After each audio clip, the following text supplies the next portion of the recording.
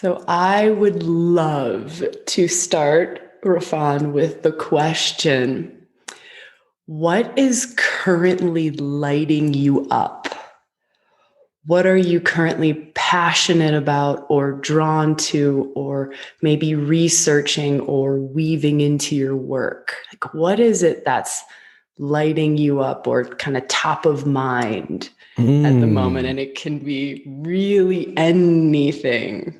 Yeah. Oh, I appreciate that as a start. I do.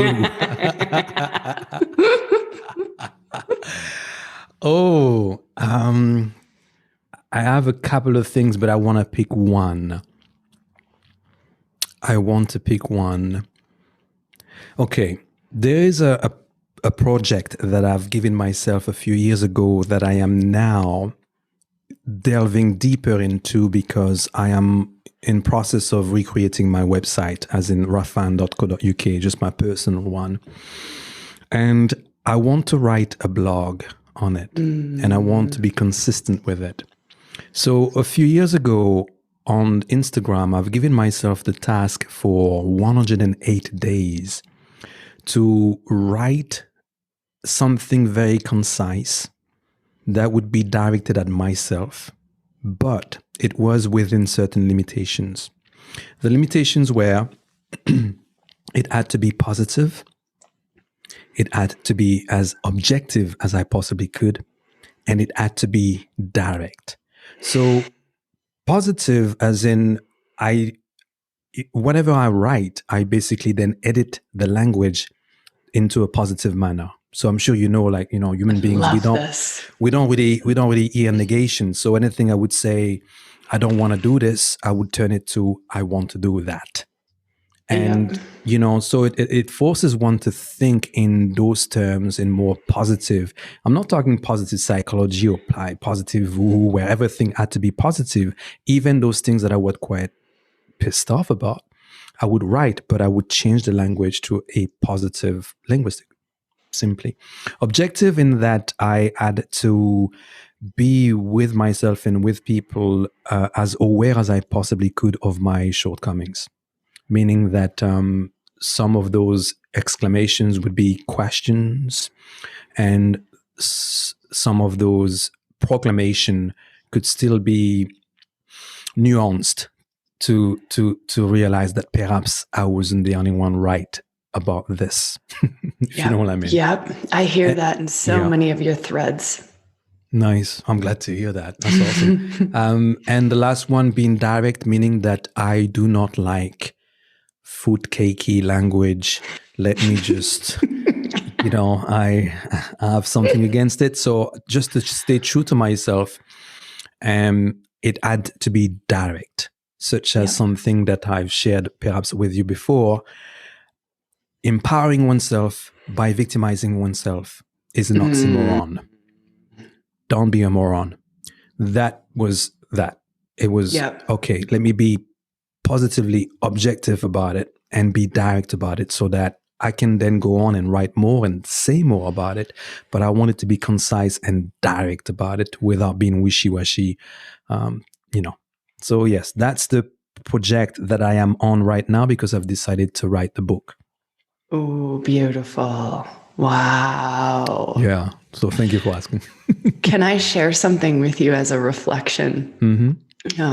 One, this isn't the reflection, but just want to share with anyone listening that Raphan just referred to a piece on victim vulnerability with boundaries conversation that we had. And I'm sure in your show notes below, you'll have a link to another conversation. Wherever you're kind of listening to this or watching, there will be a link to that conversation if that interests anybody. It was beautiful, that piece and that thread. So I'm so glad you brought it here too.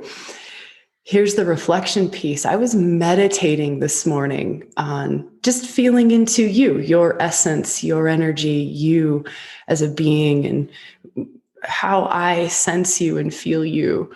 And of course, this is so limited, but it's what came in the moment. And I'm hearing it in what you just shared. And I want to reflect that to you. And it's, I was feeling you as Benjamin Franklin-like. Okay. This morning when I was meditating. And then hearing you say, I gave myself this task of 108 days, and it had these 3 principles. That to me is so Benjamin Franklin. I'm going to have to check him out much more. I know of him, but I don't really know much of his life. And just how, to me, you also feel as in like vast wisdom in a variety of different places. And that's why I wanted to start with that question of like, what's lighting you up at the moment? Where does at least one of your passions lie? And then to hear that it's so Benjamin Franklin-like is so perfect and so beautiful. Well, yeah, I'll tell you something. I read every day, but moreover, I read aloud. I read aloud because this is more Benjamin Franklin. I love this. Yes. Okay. Well, I mean, English is not my first language, and I am doing more and more podcasting and more public speaking. And I want to be as good a speaker as I possibly can. So every day I do voice work, and I tend to be very particular as to what I read. It's either the biographies or the blogs of the people I interview, so actually read them out loud, or certain books that really fire me up. And today I reverted back to to one book that really, really fires me up. And it's by Brandon Burchard, the Motivation Manifesto. Because in that is, to me, the blueprint for my book. It's the positive, objective, and direct. And it's militant, but at the same time, it's loving. Yes. You know, this is the other piece. And you just shared the perfect words, militant yet loving. And that was the next piece that I was feeling in you, is this beautiful dance between creative expression and freedom to create with discipline. And it is beautiful, Raphan. It is so beautiful to witness and to hear. And it's something that I just want to bring into the conversation and, share this with anyone who touches into this conversation, and almost as a reflective question to self, where am I at with my freedom and creativity and my artistic expression? And we can almost link that to feminine if we want to. We don't have to, but we could. And then where am I at with the container, the discipline, what was the word that you used when explaining Brenda Burchard? There's love and what was it? Militancy, right? To me, that's like discipline, militancy, holding yourself accountable. And I love how those two flow. And I'm just curious, Raphan, if there's something you could share, if you were going to, I want to weave that practicality that we wove into our last conversation. Let's make this tangible and practical. Yeah. And if you were going to share with others how you developed that, or how you hold yourself accountable, or make space for both the creativity and the discipline in your life, I would love to hear anything that you feel to share around this. I appreciate that.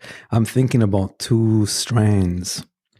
One is about process, and the other one is about identity that I would answer with. So in relation to process, I am a fan, I am a student of how one does things. And as such, I study and I'm curious as to how I can basically kill 3 birds with one stone. You know what I mean? Always, like I gave you the example of me reading the biographies or the blogs of the people I interview on both my podcasts. So that to me, that's 2 or 3 stones at once, because I get to know someone, I get to show up prepared, having an idea as to who they are through their words, but I also get to do my work with consistency. Now, process to me is in relation to limitations. I've came to make peace with that a few years ago. It was a gift from a couple of my teachers, really and truly. And the phrase that one of them shared with me was, the path to freedom is to be found within limitations. Oh, yes. I'm so glad you're weaving that in. And please so, keep going. And so I fought against that at first, as I think most people would. Like, excuse my language, but fuck that. No, I don't want limitations. I want freedom, blah, blah, blah. But to be practical about it, without limitations, you're all over the place. So whatever I do, whether it's teaching yoga, sequencing, choreographing, speaking to someone, writing something, creating whatever, I always look at what my limitations are. And I give myself a few tasks. One limitation that I would enjoy working with, and one limitation that's going to push me at the edge that I'm likely to fight against. And within that, I find that I can then both turn on both my feminine. I attach feminine with compassion and forgiveness, and my masculine, which I attach with militancy and discipline. Yep. You know, so I do that with the process of my within my creativity. And in relation to identity, then the process of becoming, the identity piece, and how I attach who I am to what I am becoming is very important to me. So I never want to sacrifice the potential of who I could be for what I am. And that is something that I am learning how to juggle, especially when you are around friends, family, colleagues who don't really share that path or that way, or are not so inclined. Then you got to find ways to go about dealing with this whole context. And this is where the positive, objective, and direct came in. How can I go to a function? I don't drink alcohol, never did. But everyone drinks and someone hands me a glass, and how can I be positively objective and direct with them so that they don't offer me a second one? It's not an insult, but if I say I don't drink or I don't smoke, my experience is, oh, go on, it's only one, or are you sure you used to smoke? And I want to avoid that. So in my identity, I in the way I express myself, I want to be as positive as I possibly can be, objective about it, and direct, so that the person in front of me understands what I've just said without feeling a way about it unless they choose to. So that's the practicality aspect of creativity and becoming. I love your capacity to distill things into these are the three things right here. It's stunning. It's such a genius. And it's beautiful. Yeah, it's really beautiful. Sabrina, you want to know something funny? Yes, please. I've always been a teacher, right? Because my mom was a child mender for like 25 years. So I had students around me all the time where I would teach anything that I would be interested in. So I've always been interested in the breaking down of things and the sharing of knowledge, right?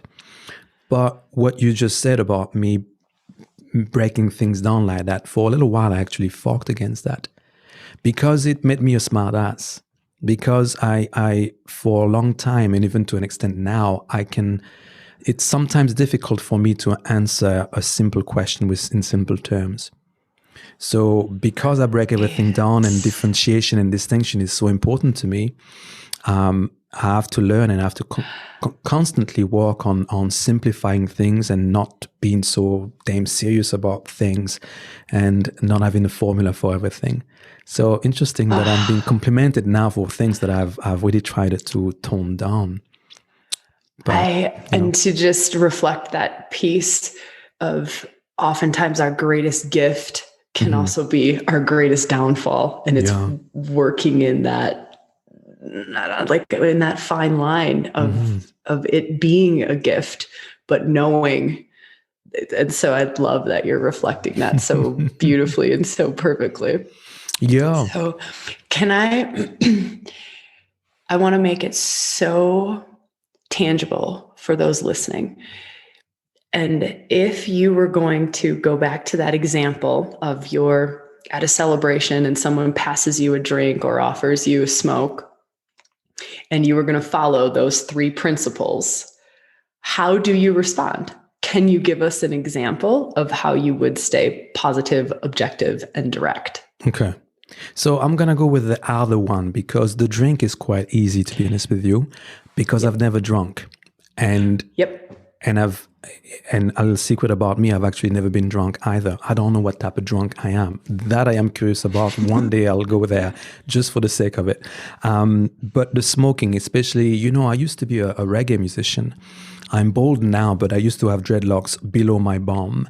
Wow. And with that came the bass playing, and with that came the weed smoking.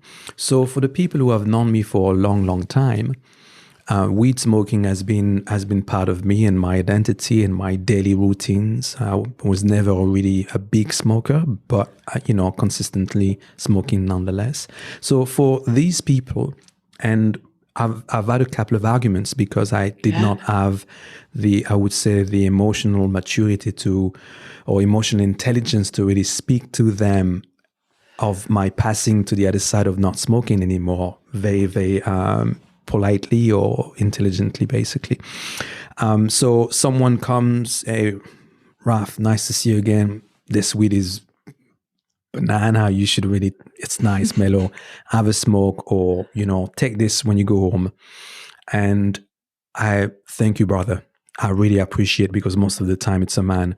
Thank you, brother. I appreciate it. And even if I smoke now today and I decide it's the day where I want to smoke a little bit, the truth of the matter is I'm so old right now that it takes me a week to recover from a spliff. And I have books to read, podcasts to interview, business to run, courses to teach.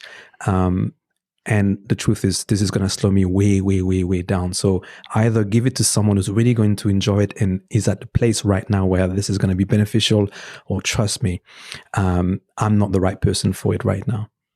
And that's it. It's beautiful. It's beautiful.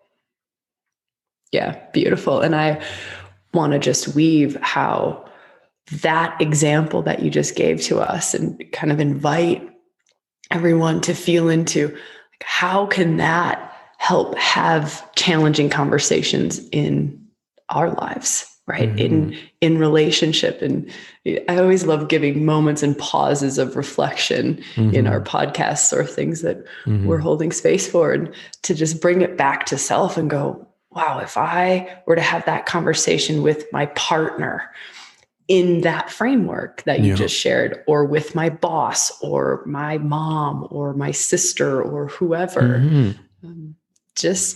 that's beautiful. Thank you. But you're right to say that those conversations, I believe, are being had every day. Let's think of the person who decides to stop eating meat, becoming a vegetarian or a vegan, the person who stops wearing leather, the person who's now converting or reconverting from a corporate job into something more spiritual. Perhaps that's your case. How do you go about expressing your become your identity, your new identity, or your growing identity to these people who know you from way back? How do you go about expressing to your girlfriends that you're not married? So, those weekend away when you used to do certain things, it's not going to happen anymore. And you know what I mean? It's the growth aspect. And if you are at a stage in your life, I think, where you want to do something better with yourself, you are going to come across those of your past who are very likely part of your present as well, who are not going to be so keen on you changing, on you evolving, because it implies you changing. So they now have to rekindle their relationship and reconstruct their relationship with you.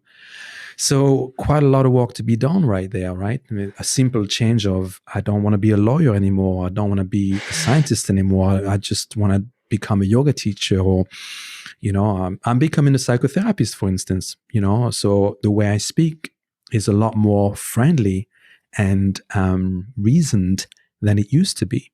Right. Because I'm right now, even as I'm speaking with you, I am practicing the art of being mindful of my speech, which is not something that I had to do as a musician. So, right. And there was this piece that arose in our previous conversation, and it was in that vulnerability with boundaries piece. And when you first brought up vulnerability with boundaries, what arose for me was different than what was arising for you and where the conversation led to. And I was curious if we would go into this vulnerability with boundaries interpretation or piece that arose for me. And it feels like we are through this thing, and I'm going to bring it in because it's just there and it's like tapping my shoulder. So I hear often in women's spaces, and I see conversations around boundaries from a place of, this is me, that's you, I need strong boundaries, I need healthy boundaries. And we can even start to go further, cutting cords. And, if we go into new age kind of lingo, protection, spells, and all of that. And so there was this piece around boundaries and amidst being vulnerable, and this like dance between being vulnerable, being open, but with boundaries. Yeah. And I feel what you just shared in that example of conversation and kind of where we're leading to. And I know spaces that you're in and you hold space for and what you're creating has a lot to do with evolution. And you're using the words differently. And I love how we use different language. It's so beautiful to me, Raphan. But it was who I am today. I don't want who I am today to stop who I am becoming, or I don't want to sacrifice who I can become for who I am. Yes, that's it. Those words. And that is this, we're constantly evolving, and you and I both hold spaces for this evolution, and to talk about the challenges that come with rapid growth, with evolution, with, evolving our consciousness or our capacity to love or our capacity or our know thyself. And I love that, we're starting to touch into what are some of those challenges and what are some of the tools that maybe we use ourselves or we share with others around that evolution. And so I'm curious if there's anything that's arising for you now that I've sort of thrown this into the cauldron of conversation. Well, one thing that I remember having to do, and to an extent I'm sure I'm still doing, but I would suggest and recommend to people who are making those changes and are really riding this evolution of their identities and are struggling a bit with conveying where they're trying to grow to others, because oftentimes, you're looking for something else, for more of you, but you still don't really know exactly what and where that is, which is totally normal and natural. You aim for the sky, but you don't know what the sky has got, for you, basically. And it's in relation to validation. So what I'm here trying to say is that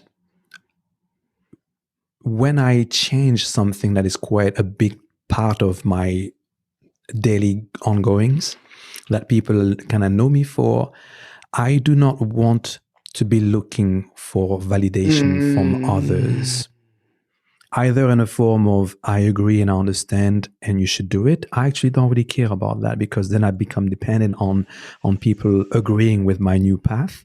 And that is a risky road to take, because it means it's too feeble. You gotta have stronger legs underneath you. Or in relation to the boundaries and the vulnerability as well, it becomes a case of you starting to whine and complain to people that where you are right now doesn't work, and you really and truly you just want shoulders to cry on. And to me, that is denied of a path of action. It's just us talking about something that we are unhappy about, and without really setting things into motion, because we know the cure for quite a lot of things is action. Action in action. It is not talking. It is not whining. It is not complaining about certain things. Now, one can be looking for allies, in your friends and family, and as such, you can explain and try to break down your goals and where you'd like to get to, but not as a way to get those goals validated. Yep. I love that. There are two pieces that stand out for me that I would love to share. One is, I have a friend who's a psychotherapist for many, many, many, many years. She's a beautiful soul, and she has seen clients for probably 50 years, the last 50 years. She's one-on-one and has seen a lot of things. And she uses the term sophisticated self-awareness. And it's really beautiful. She goes, and she will, in relation to action and going, you have such sophisticated self-awareness. You are so self-aware. You're seeing these things, but you're not taking action to change. What? And so I just want to weave that in, because I heard you speak that, the action piece, and kind of want to just call us all out on that and offer that as one of those, like, let's be radically honest with self and be okay to truth bomb ourselves and go, okay, there are some things that I'm really self-aware of, I'm really aware of, but I keep repeating the pattern. I haven't done anything to change it or to shift things. So I wanted to just weave that in, because I loved hearing that and to just highlight that, I think, in the conversation for everyone. And then the other piece, I knew I was going to start to go into one and then I would lose the thread of the other one. So maybe we'll just park that and I'll just see if that comes back, if that one flows back in. But I'm going to shift gears a tiny little bit. You asked me a question. So this was in our original Instagram live, and you asked me this beautiful question, and I want to ask it of you in reverse. The question you asked me was, as a man, and what can men do to support women rewilding? And rewilding can really just mean reclamation of true self, for those who maybe don't know that lingo and at least how we use it. But reclamation of true self, or this evolutionary path, which is what we've been exploring here. And so to ask the question, Raphan, like, as a woman, what can we as women do to support man's evolution? Now that you ask me this question, I realize how big of a question it was. On an Instagram live, I love it, don't get me wrong, but I now obviously have the weight of so many men on my shoulders. Speak for us, Raphan. Oh, thank you for asking and putting me in this beautiful position. Okay. So two things come to mind. First is, I mentioned early on that linguistics are quite important, in that I've realized some time ago, that we don't hear negation, and that negation has got a way of wiring our brain, has got a different physiology than when we speak in positive action-based terms. And I'm saying that to preface my actual answer, because I'm now thinking about telling you the things that I find don't work in helping us. And perhaps then I will go into what I think would go, which it will be basically a mirror of this. And it goes like this. There are three things that I find talking to everyone that I know, men included, but especially men, that are making their relationships and their own growth within their relationships difficult with women. And it's the fact that from time to then often, don't want to be too polite, there are three qualities that can pop up. Three, not habits, but the term I'm looking for is more like,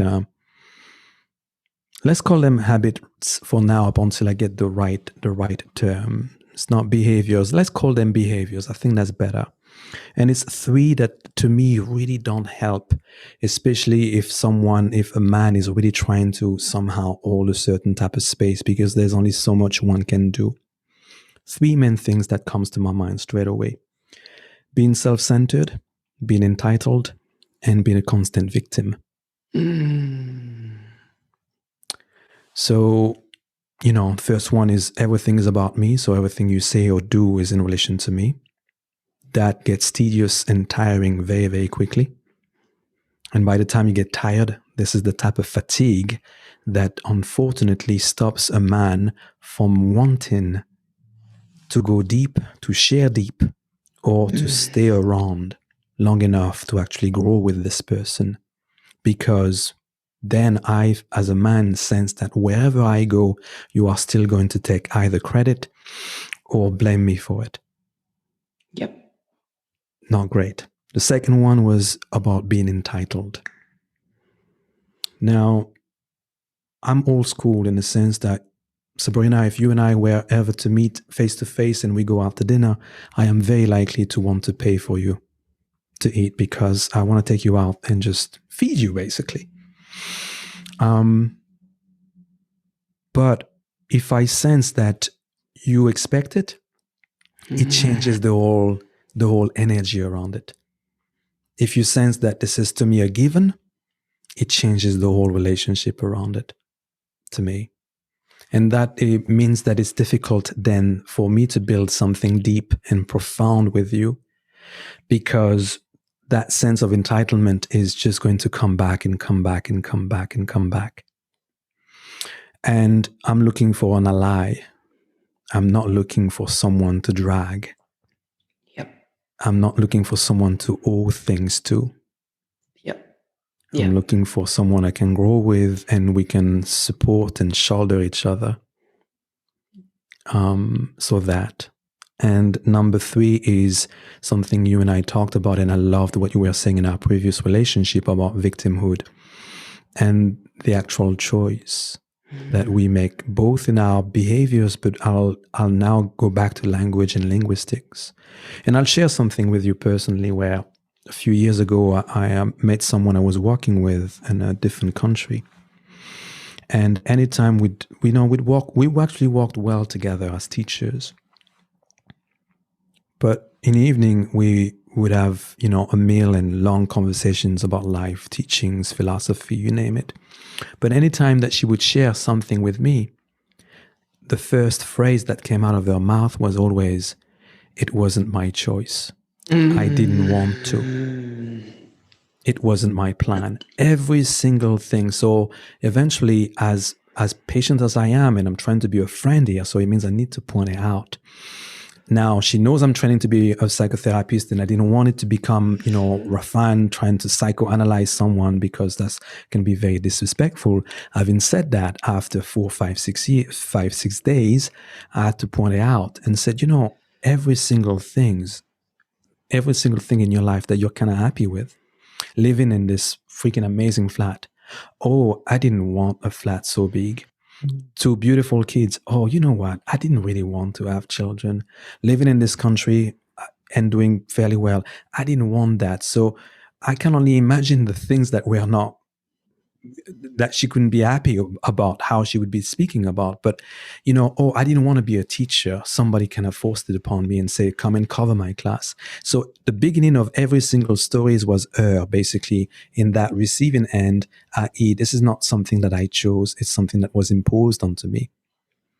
So I don't know what type of complex this is. I'm sure there's a beautiful and tactical name on it. it's not the complex of innocence, but close to it, where victimhood. So now I'm looking at this colleague of mine, beautiful woman, by the way, where, as I mentioned to you the other day, something about how this person I knew responded to her bleeding and, you know, realizing that she was I was saying I could not help but be attracted to this person by the way she responded to her own nature and her own cyclical menstrual bleeding. Here, I could not help but be put off. Right. Here, I could not help.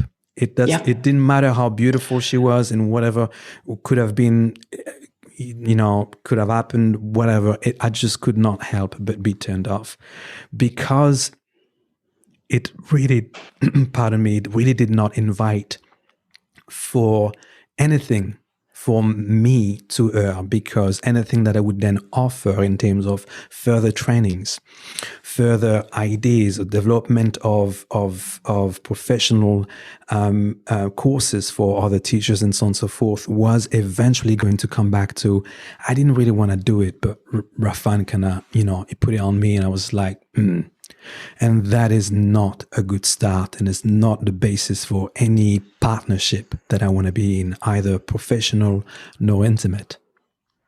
This is so powerful and such a great part two to our original conversation around victim and vulnerable. Sorry, I just needed to put exclamation points on that and really highlight that. And again, invite us all to kind of shine a light on self and go, wow, is playing victim serving me? And we don't even have to use the word victim, because sometimes we say victim and we go, oh, no, that's not me. That's not me. And so just whatever words help us to get into that place and go, wow, this is actually pushing people further away from me. This is repelling. And that's quite the opposite of what we're oftentimes wanting in that space. So this was so big, Raphan. What a gift. I'm glad you feel so. Yes, and I know I cut you off. I know you have more. Please keep going. Well, I was just going to say, not only it repels, but it cultivates a space where not only you're never going to be happy if you start those thoughts and reflections and sharings with others, but it also puts you in a place where your self-agency is basically denied from the get-go. And what I'm now going to say is that this is going to repel men like me, but it will attract other type of men that I am thinking most women don't want to be with, because the needy, bitchy, you know, little girl thingy is actually attractive to a few people. Now, I don't recommend anyone actually walks with that for too long. So not only you if you are attracted from the way I sound and what I speak about, you're attracted to someone like me who's growing and has got this growth mindset and is constantly asking questions as to how he can better himself and be that useful to the collective around him, then yes, you got to understand that victim mindset is simply not going to be helping in attracting someone like me, like myself. But it will be useful in attracting others. Putting an exclamation point on that too. Really calling it out, just really calling it out. And I love the self-agency words that you used. And actually, you know, what's funny is I just have woven back to the piece I forgot before. And it's I'll share it in a second, but I'll move us there. So in this, you know, victimhood, lack of self-agency, it's also this empowered lack of inner authentic empowerment if everything is outside of you, outside of you, outside of you, outside of you. And to weave way back, I know I'm throwing a lot of different things in here, but to weave way back to when you were sharing about growth and evolution and not needing the good opinion of others, right? Not looking for external validation. I don't need the good opinion of others, and I don't need the bad opinion of others. I'm esteemed from within. I'm esteemed from within. And just to like link those two as well, very loosely, from this empowered place. I'm standing in my center. I'm standing in my power. And I'm esteemed from within. It's not happening to me. So just throwing that, all of those words into the cauldron of conversation. Yeah. Well, I'll share something with you in relation to this, which I think you'll like. I've been wanting to author a book for a little while. And for a while, my working title was, "You don't need to understand, you don't need to agree." Now, this is not positive enough. So,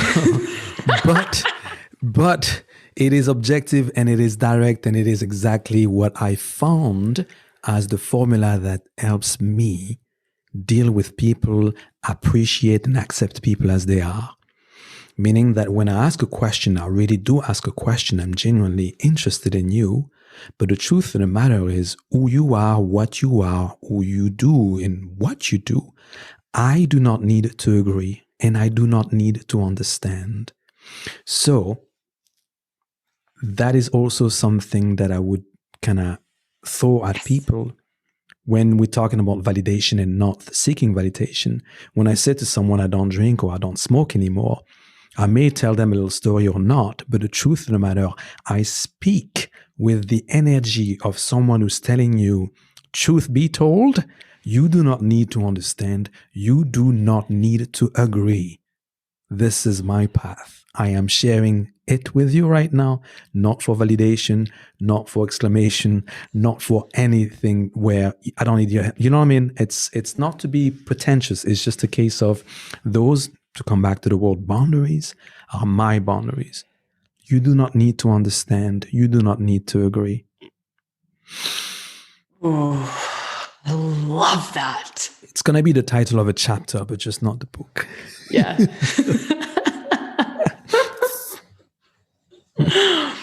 Yeah. I would love to kind of bring another question in along the lines of what can women do to support men's growth, men's evolution, men's paths. And here's another question. What are ways that, and this can be personal or this can be generalizations or how you feel, but ways that the feminine or that women expressing the feminine really gift the masculine, really gift men. Yeah. Well, I have a concise answer for this one as well. Yes. And we can go. The short answer is this. For the first part of your question, how can you support men better? By doing two things at once. One, demand more, and two, at the same time, be more congruent yourself.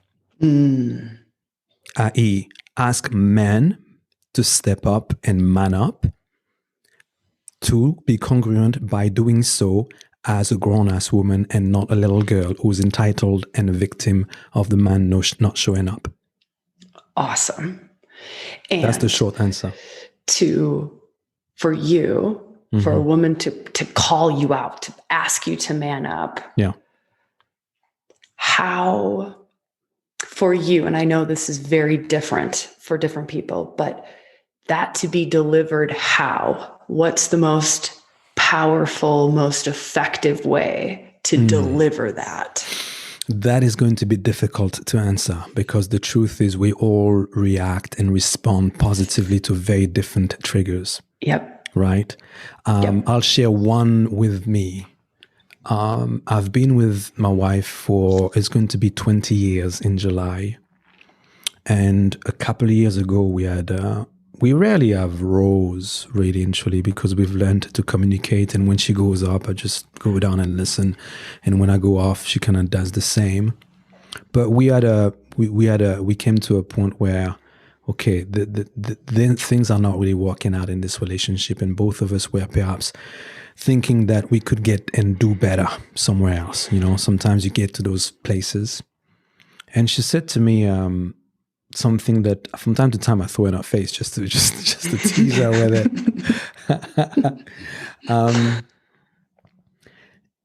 She says, well, I forgot the phrase exactly, but it was around the thing of, I want my man to be a CEO in a boardroom, just like I want my man to be a CEO in the bedroom. And right now, you're not doing either. Oh. That worked for me.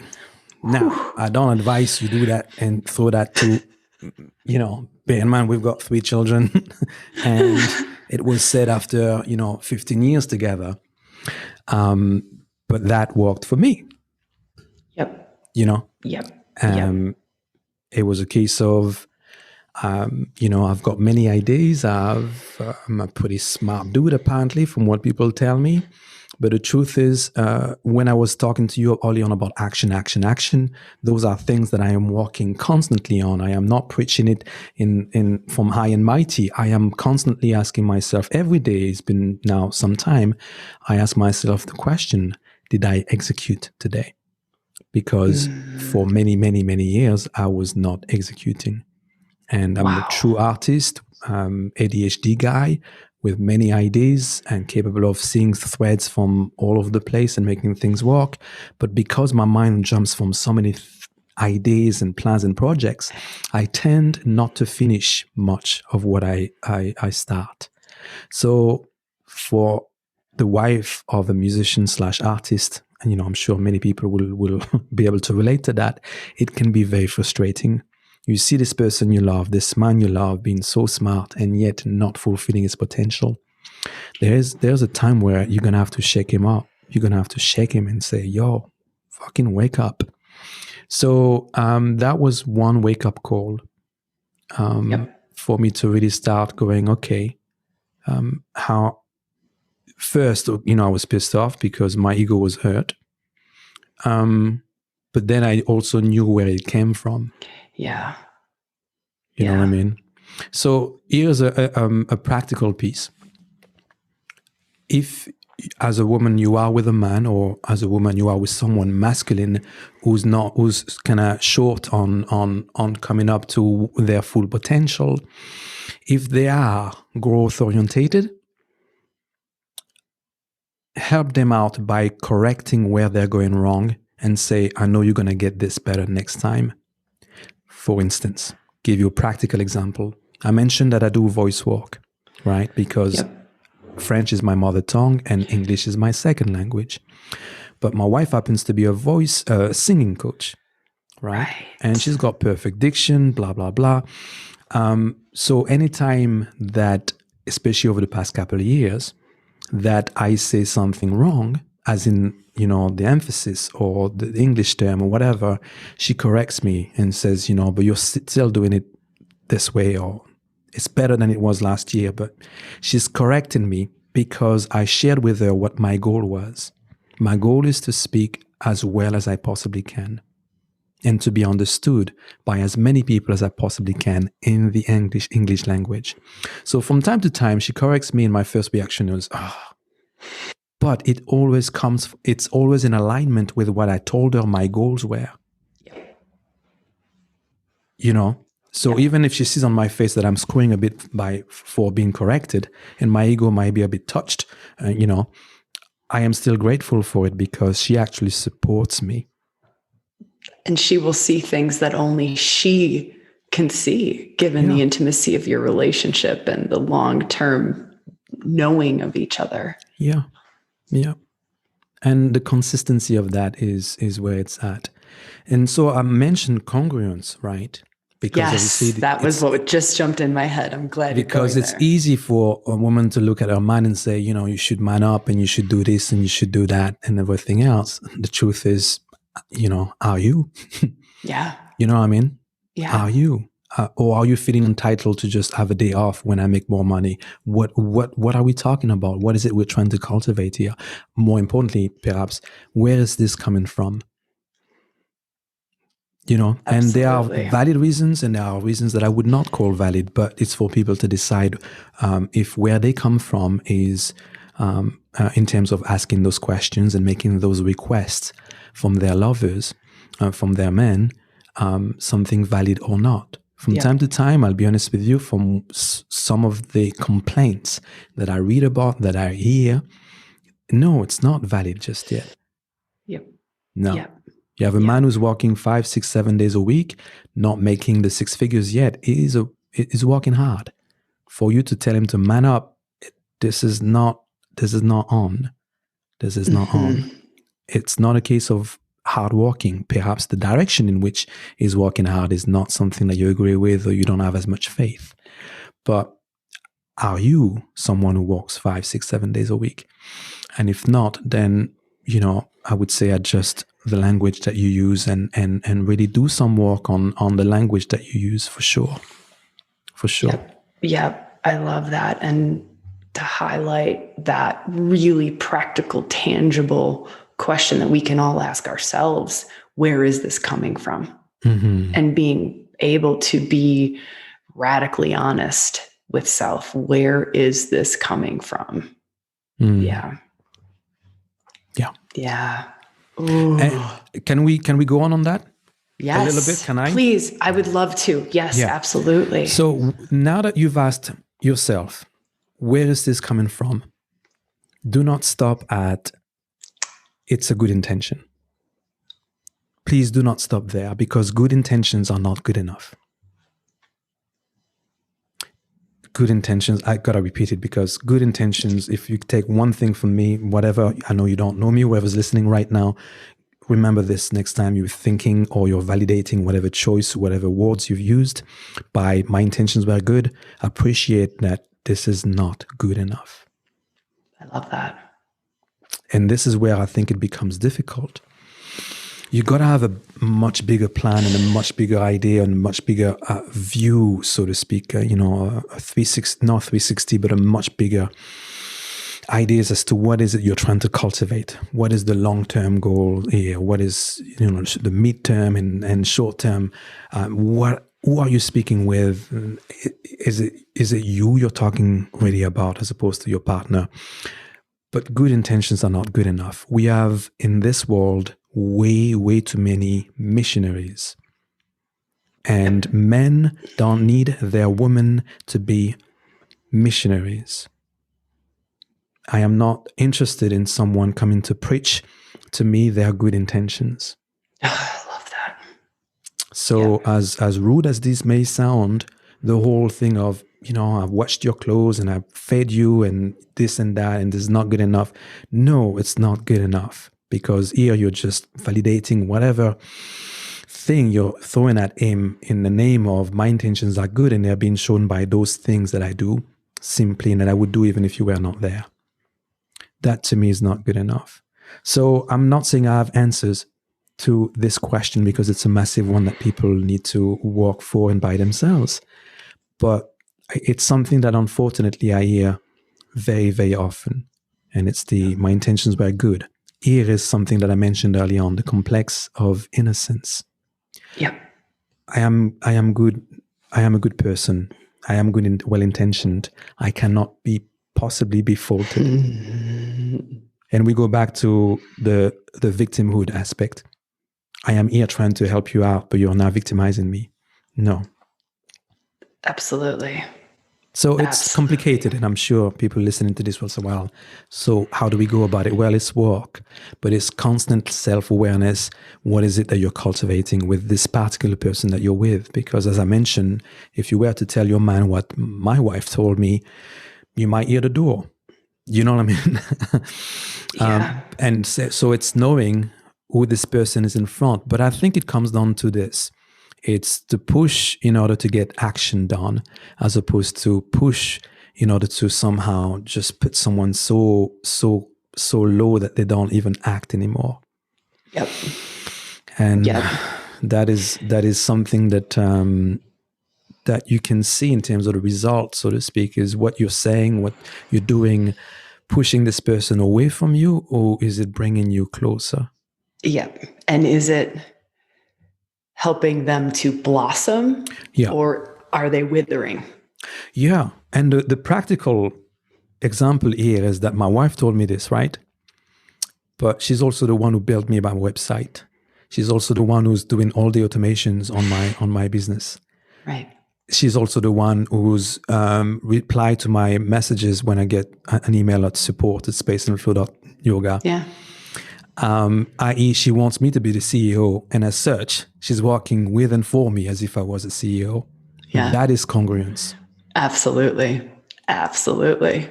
You get what I'm saying? So that is why we're still here. Yeah. So, okay. And as she does that, to be a bit more graphic, then we go upstairs and I become the CEO in the bedroom again, because man is now feeling full of juice. I'm like, yes, I'm doing something and you're helping me out and the result is being shown. Let me thank you the way I know you appreciate. And it works.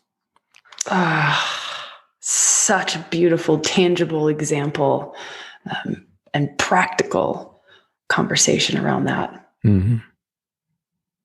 Yeah. Be the help that this man wants, and you'll be the biggest help this human being can benefit from becoming the best human being and man that you can possibly have by your side. And let's revert this as well. The same for men helping women.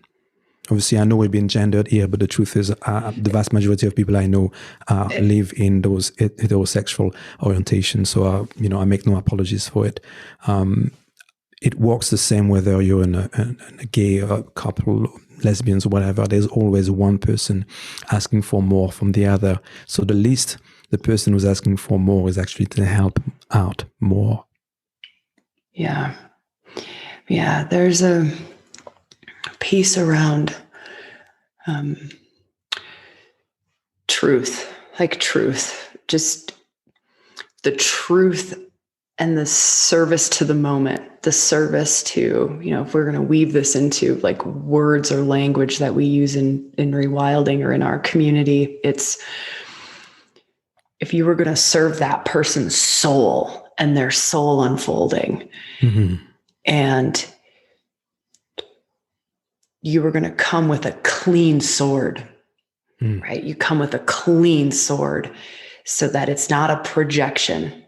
I'm not coming at you with words that I'm actually aiming it at myself, or it's about something else in the world. It's this ability and cultivating the capacity to be clean and it to come with love. Mm-hmm. Like, I am asking you this because I love you. Yeah. And I see this potential in you that you can't see yet. And the greatest gift that I can give you is love from here. And mm-hmm. it might hurt your ego. And sometimes that's the whole point is good. Totally. Get your fucking ego out of the way. Yeah. Get your little self out of the way. You are so much more than this. Mm-hmm. And to me, it's this us staying heart connected, staying deeply embodied, so that it's coming from a place of service, of truth, like service to the moment. This is not personal to me. This is not about me. This is not, you make more money, so then I get to get a new car. Mm-hmm. It has nothing to do with that place. It comes from such a deep place of like, my soul sees your soul. Mm-hmm. The deepest truth of me sees the potential and the light, and the deepest truth of you. Get your head out of your ass, man. Mm-hmm.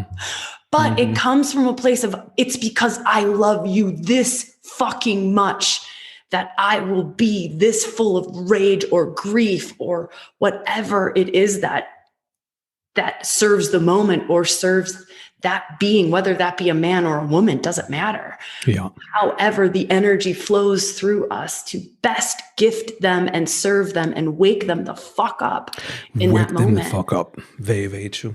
Sabrina, but coming from that place of deep truth and love, that's it. Like us asking that question, where is it coming from? So to the first two answers I've given you, which was one, demand more, and two, be congruent, there's a third one. The third one comes with a sword. The third one is leave. Yeah. Leave. As in leave him. Yeah. Because you also need to be taking care of yourself. Love that. And there's always only so much that you can, what's the expression? You can take a horse to water, but you can't force him to drink. Yeah. And once you have done enough of demanding more and being congruent yourself, and it's not being responded in part, then I think for your own sake, as well as for ease, because we're talking about here women dealing with men, helping men out, leave him. If you love him, if you're supposed to be with him, it will happen eventually, I believe. Leave him. Let him feel what it's like not to have you by his side. Yeah, tough love, perhaps. But guess what? It's worked quite a few times that I know of. Yeah. Men having to now step up. Yes, you're right. They may step out and go and do other things, but perhaps that's in your both best interest. Absolutely. And from time to time, this is the right thing to do. You've done the questioning, you've done the self-awareness, you've done the right intention piece, you've demanded more, and you've offered your services, your help, your direct action. You need a website. I'll take pictures of it. You need me to introduce you to so-and-so. I'll do so. You need a CV and you're not really good at writing. You and I will sit down and I will write. You've offered all those practical, action-based solutions to his excuses. Enough. You want him to man up, woman up, pack your bags, and without disdain, without insult, without saying, I'm not going to go and get myself a real man because you're not setting something else up. Yep. Leave with love. Exactly. With love and reverence for what was. Blow his mind, because it will blow his mind. Any man doesn't like to hear this. I love you so much, I'm going to leave you. He's going to go, what the woman? Yes, but it's the right thing. Yep. It's the right thing, because I love when the fact that you've asked me what can women do in order to support what women can do in order to support men. The truth is, from time to time, do nothing but leave. It's also a truth. And I can share from a personal standpoint that I have had to do that on occasion. And it is hard. But it was the greatest gift that I could give him and I could give myself. There you go. And it was to leave, and to leave with love. Yeah. And it's hard. And I am so glad that you brought that in. There's something that I'd love to weave in, something that was shared in a retreat space that I was in, and it was working with masculine and feminine energies, and all of the women in the room, or the feminine identified beings, primarily feminine identified beings, were sitting on one side of the room. And when this was shared, every woman sitting there went, just this aha moment. And so I'd love to share it here along the lines of the leaving.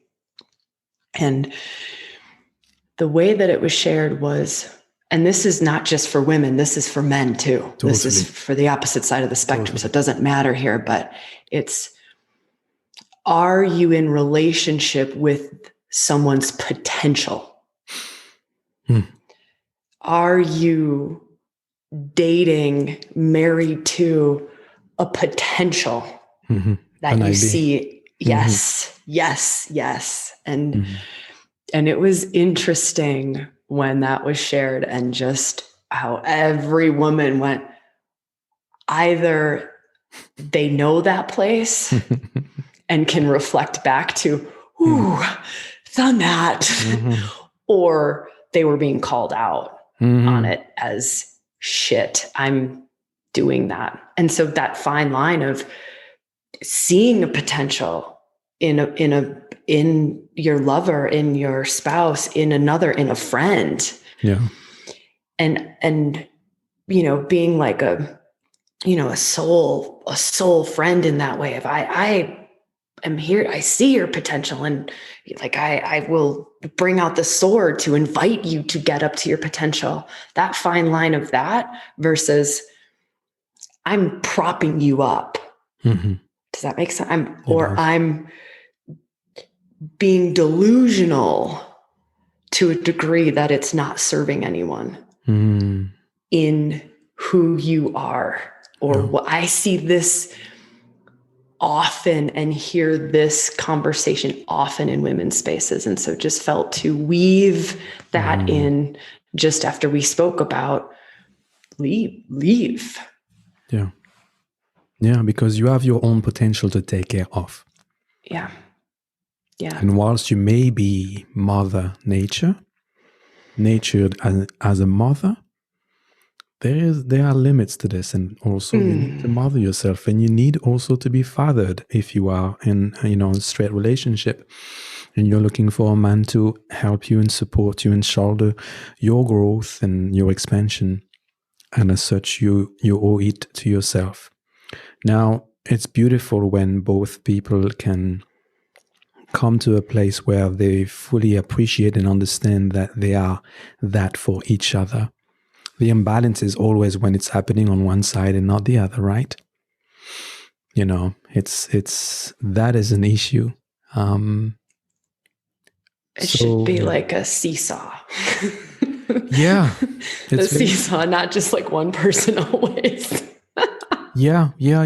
And it's true that seesaw from time to time is, I was listening to this podcast with the lady used to be the CEO of a computer company, which I forget the name of. But I love listening to what I call powerful women, and especially when the private, personal questions are being asked. A lot of them are married, quite a few kids and everything else.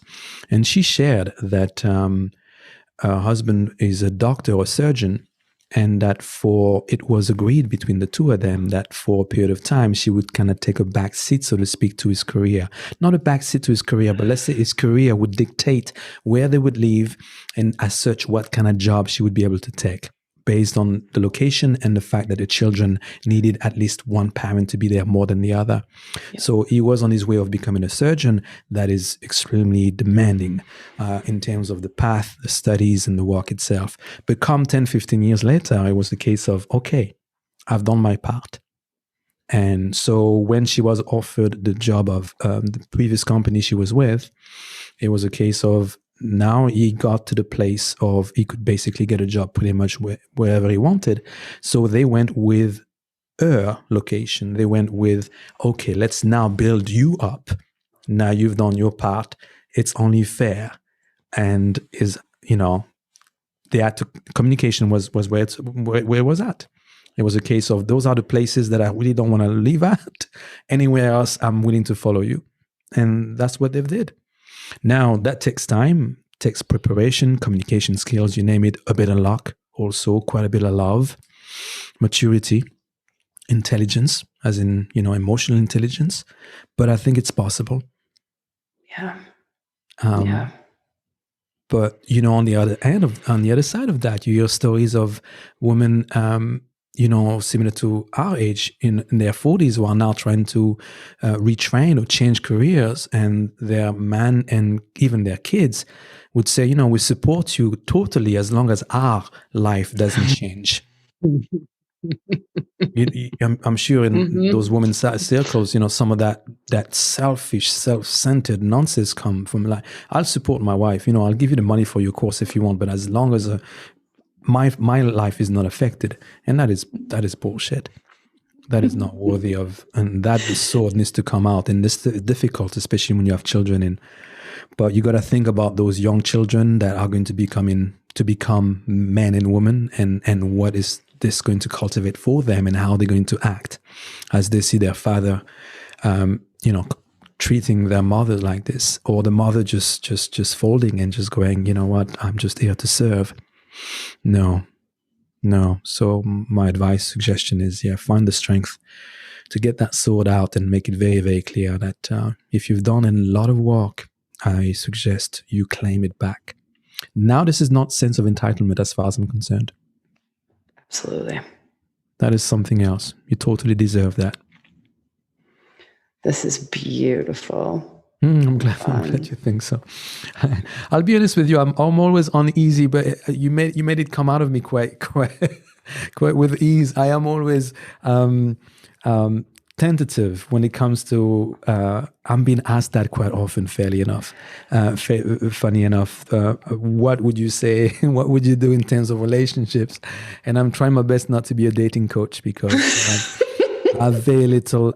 I'm not going to tell you. Anyhow, you get what I'm saying. It's just like, my dating life hasn't been as busy as I would like it to be for me to proclaim to be a dating coach. I want skin in the game from anyone I'm coached by. So, but what I can do is relate philosophical and life experiences that may be useful in you making choices that are going to empower you and that are going to enable growth and expansion of who you are and everyone around you. Because if you do it well, everyone around you or those close to you should benefit from that as well.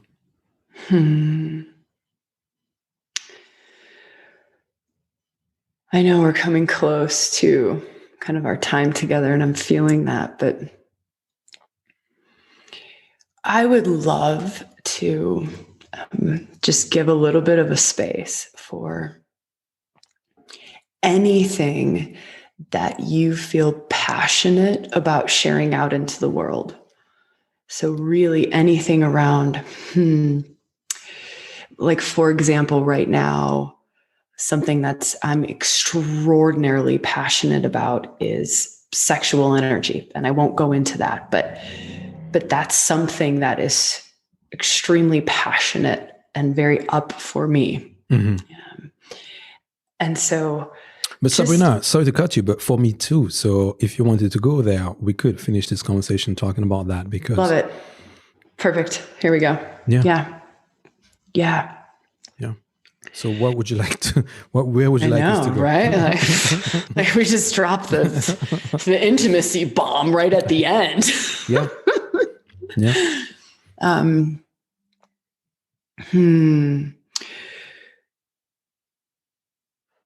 So for me, part of what drives, or the way that I like weave in the world and what it is that I create out in the world or dance through is sometimes based on the things that hurt, based on the things that just, it hurts me. And that's, being in my, just really, really feeling, and something that hurts me deeply and profoundly is the state of sexuality in the world. Not to say that there aren't glorious expressions of sexuality happening, not to say that there aren't embodied beings who really have healthy, beautiful, alive relationships with their sexuality. Because I know that that's there. I see it, I witness it, I live it, I breathe it, I drink it. But to feel into kind of the collective state of sexuality breaks my heart. And that's one of my markers for what I'm being called to. And so the breaking of my heart is a beautiful thing for me. I know that that's where I'm being called to in those moments. So I would love to talk about Raphan, and I love that we live in two different countries, two different cultures. You were even living in a different culture than you originally grew up in. I've spent 10 years in Australia, grew up in America. I'm back here in America. I live in a woman's body. You live in a man's body. And so I love that we have these different experiences. And I would just kind of like to throw it back over to you. How is it for you to feel into the collective state of sexuality, if that's something that you're, we're both agreeing, like, wow, that's something that I'm passionate about. And yeah. And I am passionate about this because our conversation a few days ago was on my podcast, the Sweet Blasphemy podcast. And the Sweet Blasphemy podcast is named Sweet Blasphemy, Sensual, Sexual, and the Sacred. Yeah. So, passionate enough to start another podcast to give myself even more work for something that I'm obviously not being paid for at this time. And the state of our relationship with Eros is such that I've been wanting to have deeper and more meaningful relationship, more deeper and meaningful conversations about for a little while, to the point where I thought, let me just create that platform where I can then invite people like yourself who are drawn to put this right there on the table and say, let's dissect this, with much more than just better techniques and better toys and bigger toys. And those things are interesting and important. And we're going to be talking about them and the evolution of self-pleasure and self-pleasuring techniques and tools. But it always starts at home and our ability to sense and believe in ourselves as sexual beings, understanding that we are animals and that sex, whether we want it or not, whether we like it or not, is a big part of our identity. And I think that a lot of us spend a lot of energy pushing that away. Sometimes you need to, in order to focus on other things. I totally understand that. Sex transmutation, sublimation is useful in, becoming better at your job and so on, artistry and mastery. But the state, as you say, of our relationship with sexuality can definitely do with a lot more exposure, a lot more grown-up conversations, because now I want to speak about emotional maturity. Sex, we know, can be used in so very many ways, but also sex tends to bring the juvenile out of us. And I love that you're calling that out. So the transformative power of sex is one thing, but how we go about it and how manipulative we become and how unaware and how juvenile and unpleasant we actually become when it comes to sex is something that can definitely be looked at. I love that you're bringing that in and so tangibly, and to almost just go, what I just keep thinking of 15-year-old boys and 15-year-old girls, and back to those reflective questions that I love and those spaces that I love to give us. If you think about your current state of sexuality, and this is kind of just us calling ourselves out, current state of sexuality, and you were going to give yourself an age of maturity around sexuality, what is it? What is it? I'm still having sex like a 20-year-old girl, right? Or I'm still fucking like a 17-year-old boy. Yeah. Or I have gone through, it's almost like rites of passage. So we can talk about rites of passage in life, but I think it's rites of passage in our sexuality too. Like I've gone through rites of passage. I have gone through the different stages, and I've matured and I've matured and I've matured and I've matured. And now my sexuality is at this level. And so just a moment for us all to kind of feel into where are we at? Be honest and to be compassionate and to be okay with where we're at, because we don't get the teachings or the trainings in school. There aren't the rites of passages, right? Yeah. It was through different experiences that were really my initiatory experiences with sometimes older men, with sometimes just diving deep into shadow realms in myself and really looking at some of that stuff in myself. And to also bring it back to sexuality isn't just what we are doing in the bedroom, is how much of my life is linked to my relationship to my sexuality, the maturity, the mature relationship I have to my sexuality, my expression, my deep connection, my reverence for it. Because there is not a part of my life that my sexuality doesn't touch. There is not a part of my life that my sexuality doesn't influence, that my relationship to my own sexuality doesn't influence. It influences every relationship. It influences how I talk to my nieces and nephews. It influences what I create in the world, how I create in the world, how I run a business. There is not a part that relationship to that energy in my body doesn't touch. And I think one of the disconnects can happen when one pretends otherwise. Yes. When it's separate to, other than. Totally. Yes. You know, I created a school of yoga called Space and Flow. And one thing that I've came against as I was building the school, and to an extent now, but I'm at a different place, so I don't really hear it as I train teachers, as opposed to just me trying to prove a point, was the refusal within the yoga world for sensuality. Ooh, it gives me chills. You know, now, tantric traditions is one thing, Brahmic traditions is on the other hand, and obviously a lot of our yoga lineage of what we work with in the West is very Brahmic, i.e. coming from monks, who you push that energy down and you maneuver it and you manipulate it and you press it down and it doesn't control you. As a very generic term, the tantrikas would go and expand and actually utilize this potential, which is totally different. But within the Western world, we've done a mashup of both. So within one single class, you can sometimes do an entire practice that is all dedicated to raising that energy and then keeping it right there.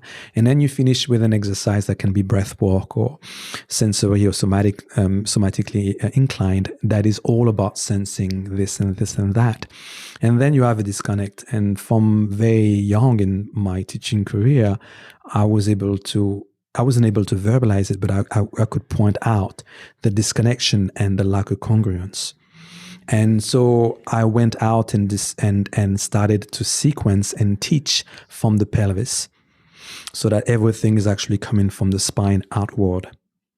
And what that created was a form of yoga that people would sometimes call, my school is called Space and Flow, and that sometimes people would call lovingly or amusingly, or to take the piece, sex and flow or sexy flow. Or, I come to Raphan's class and then I get turned on and I'm so horny when I leave his class that I need to go home and have sex or masturbate. Those things, came. And I took those comments as compliment most of the time. But it also taught me that I was onto something. Yeah. It for me, it was the acceptance that linear movement patterns within space and the rigidity of our spine was against the sexuality and the sensuality that our bodies were designed to express themselves with. So the path to liberation to me could not be about suppressing that. I appreciate the gift of limitations, but that is not to me a limitation nor a constraint.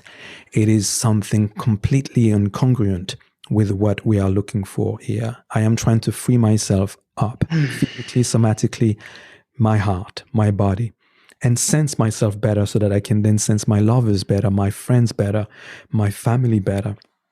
So this has been something happening within my professional life as well as my personal one. And as you were talking about, and you briefly mentioned being with older men, I shared recently with my friend Saida Desile that I've learned to kiss, but I've also learned to make love being with older women. And I think that the validity of having older mentors, because that's how I see it, is unfortunately being taken away from a lot of people because there's a lot of stigma. I am not talking about pedophiles sleeping with 12 and 13 and 14-year-old, but for me as a 17, 18-year-old man sleeping with women in their 30s and 40s taught me a lot. And more importantly, taught me how to treat the women of my age better. Yeah. Because from them, now porn wasn't really big in my days and I was never really a big porn guy anyhow. But from those guys, from those ladies I was sleeping with and being educated by, it was clear that the whole porn thing was not going to cut it. Yep. But because they were older, I could trust there and more experience. There was a trust there, and my ego wasn't really as hurt when being corrected by them as it was by someone who basically had as much experience, if even less than me. Wow. So that was happening. So I'm pleased to hear that on the other side for yourself, it was a case of being with older men. Yep. There was massive value in there. Now, are you going to get hurt? Is your heart going to be broken? Blah, blah, blah. Yes, we are not going to prevent that from happening by saying to our children, stay in your lane, keep dating the people who are your age and everything else. But I am here advocating a bit more freedom and open-mindedness when it comes to what seems to be differences in age and experiences. And to an extent, even sexual orientations. Absolutely. If you want to try things out, why not? Absolutely. But do so, to go on, do so without necessarily attaching a name nor a label to them, then and yet, there and then. Because that's something that I've heard a few times, the 16 or 17-year-old girl who's sleeping with a girlfriend of hers and the parents straight away call her gay or lesbian. Perhaps she's not. Not to say it's a negative stigma, but it's a label that then she then needs to live with and somehow associate herself with, when it was perhaps, very likely, an experimentation. Mm-hmm. Mm-hmm. An experimentation, and that doesn't translate necessarily to this label that you're now supposed to live with, whatever that means. And the same with young cats, young dudes trying things out. Slightly different stigma on this one, but it's the same thing. Before you call someone gay or trans or this and that, appreciate that we all go through periods and phases in our lives where we are not sure who the fuck we are. And some of these are extremely valuable initiatory experiences. Totally. And it's not that that's going to be us forever. No. But they're so valuable, and for us to not limit ourselves to them. So for me, it was, to kind of just share a reflection off of what you shared. Sleeping and being intimate with older men, it was men who weren't addicted to porn. Mm-hmm. It was men who came into their full sexuality before porn became a thing. Mm-hmm.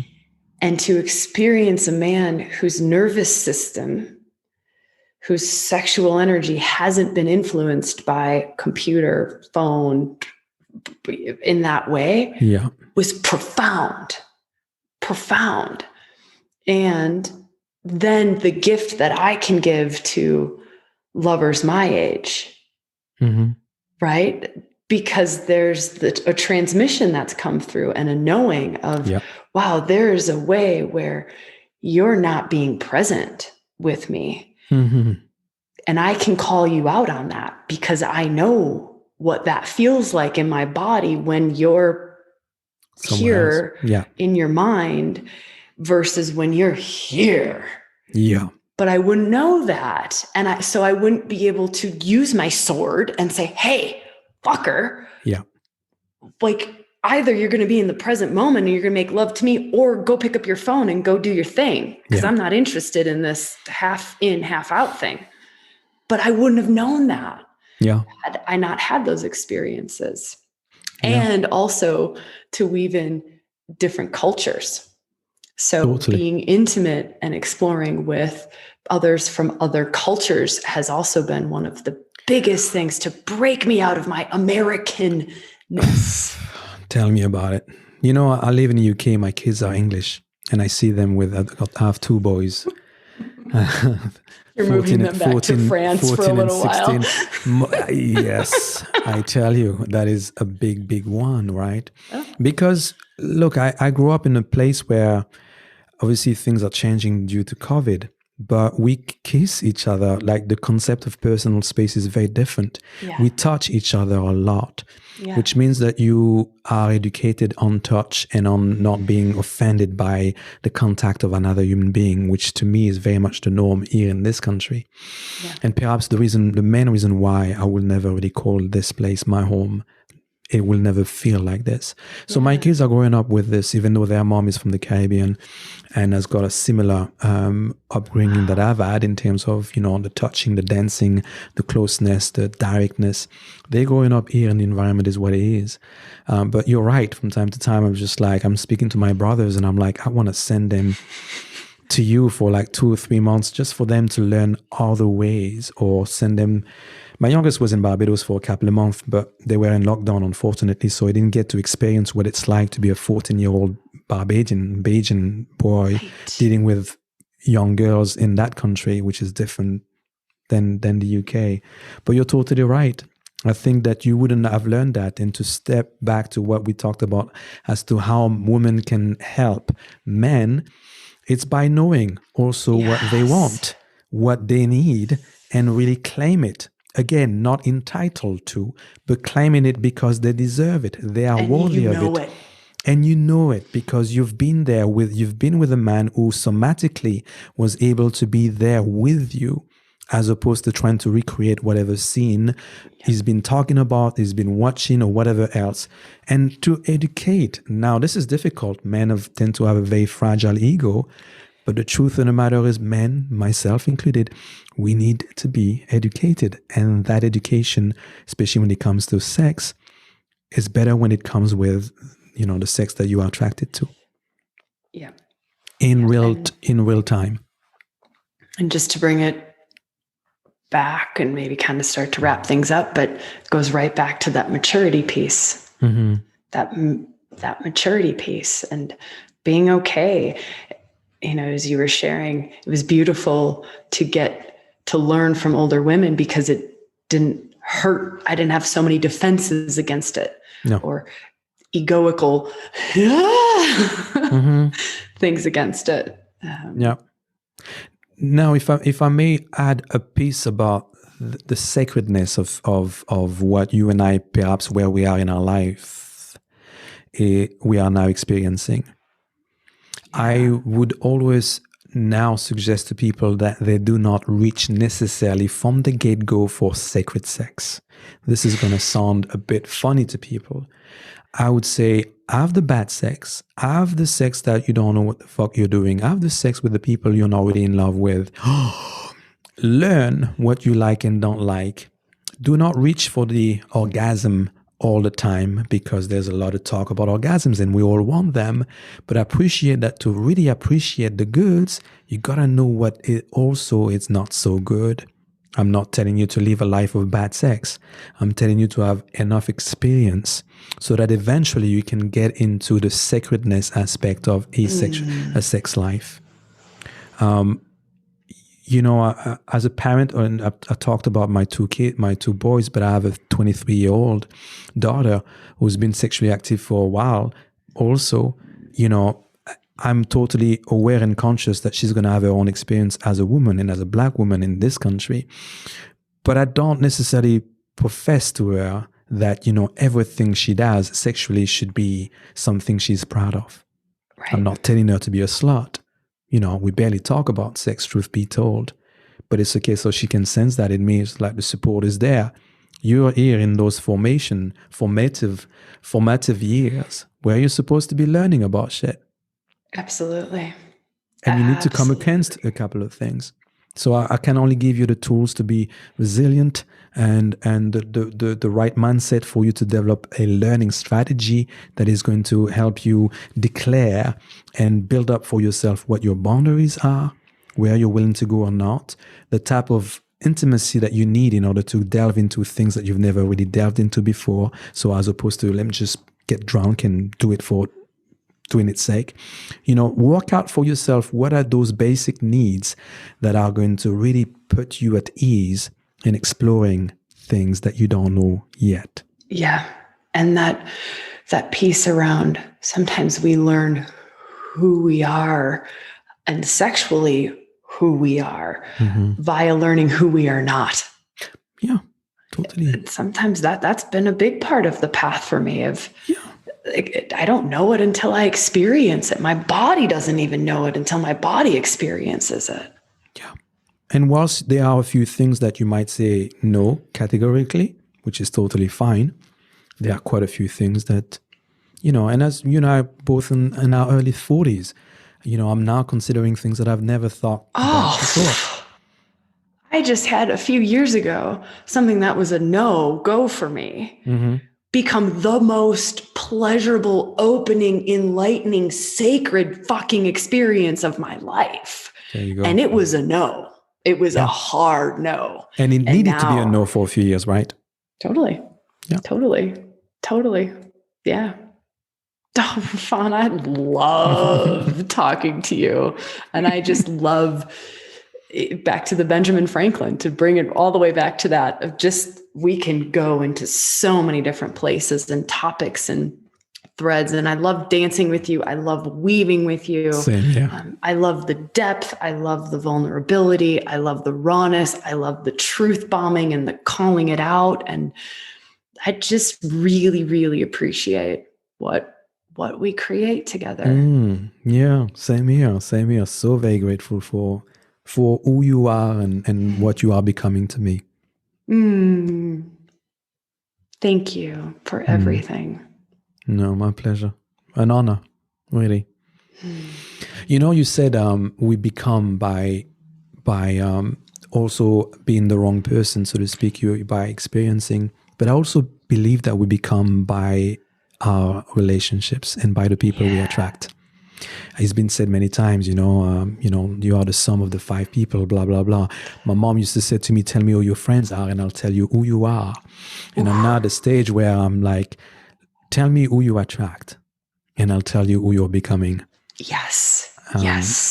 So I feel that you either attracted me or attracted you. We both somehow attracted each other, and I'm sure other people around in our lives as well are coming by, going, "Oh wow, this is now what I'm attracting, and attractive to." And it's so you're the proof that I am on. You are the living proof, I believe, that I am on the right path. I can say the exact same. People listening right now must be like, "Oh, enough cheese." I know, like, come on, guys, cut it out. Cut it out. Enough of the lovey-dovey stuff. But it's true. We can't apologize for it. It's true. So I can't wait until we actually get face to face, and perhaps it'll be awesome for us to teach and lead us, or for me perhaps to come, and I'll be honored if one day I'm invited into a women's circle and being asked questions on the spot. As scary as this feels, saying it, I am up for it. If you ever need a guy to speak, I was feeling into that this morning when I was meditating too. It's just I've not taught with anyone in the past because it hasn't really felt right ever, but I felt that this morning when I was meditating on us. So wow, that's massive compliment. Thank you. All right, so we shall talk and let people know. Yes, we will let everyone know. And just to wrap things up, there's links and there's all kinds of ways to find the other conversations that we referred to. Thank you very much for having me. Thank you.